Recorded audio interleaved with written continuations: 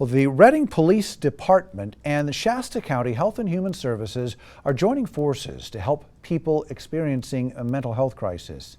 New tonight, Action News Now reporter Ryan Caney takes a look at the new team's mission. The Crisis Intervention Response Team, or CIRT, aims to help people going through a mental health crisis get the help they need to get better. The CIRT team began operating last Monday and has already worked on 24 calls. Most of those calls would otherwise be dealt with by a police officer, but now they are being handled by mental health professionals like Nicole Brandon. People are calling 911 more than they should be because of the mental health piece, and so they kind of get flagged that they need some type of attention or help, and so that we show up and we investigate and we get to the bottom of it and we try to figure out what treatment and how we can help that person get connected to the service they need. Members of the plainclothes team say they take a less intimidating approach to these calls than an officer alone might, helping in situations officers aren't explicitly trained for.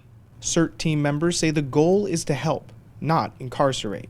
The goal of the program is to not take people to jail when they're, threatening or, having, mental health issues. And of course not taking them to the ER all the time as well. So we're trying to find a happy medium, get them back connected to their, whoever's providing them some mental health treatment. Brandon told me the team has already helped people avoid hospitalization, with one person voluntarily entering the crisis residential unit at Shasta Health and Human Services.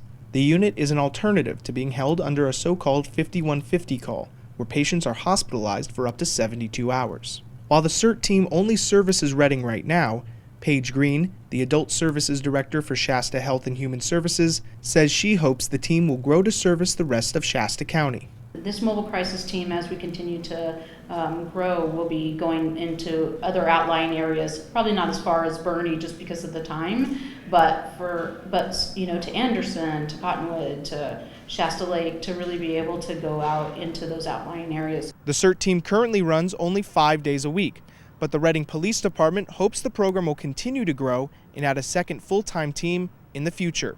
In Reading, Ryan Caney, Action News Now, coverage you can count on. Now, the CIRT team will also be doing homeless outreach in Reading, giving referrals to people with mental health needs. The team has already done 2 such visits.